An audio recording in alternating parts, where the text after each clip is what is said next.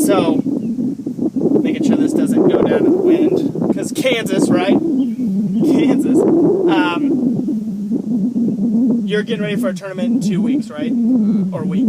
Yeah, less than a week. U.S. Open qualifying. So, stuff that we're going to work on, you can't go into practice this next week.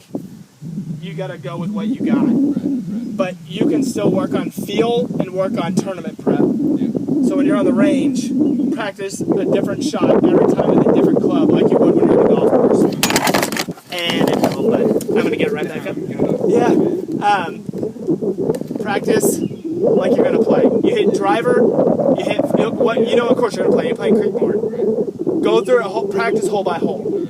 You're going to hit driver off one, wedge, go to the next one. Imagine you hitting those shots on those holes like you're playing around on the range.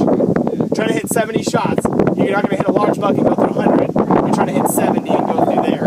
So, sorry for the whoever's watching this. The video's going through. It's pretty windy here. That's why I'm saying next to it. But try to just look at Alex. But yeah, it's got it. You got to have tournament prep in your mind. And then when you hit the golf course, you've done it on the range 1,000 times. Does that make sense? So we're gonna go through that through next week as you go into the practice and build confidence up in it, and just make sure you're mentally prepared to go into that tournament, because the U.S. Open qualifying is four spots. You're gonna have to play well.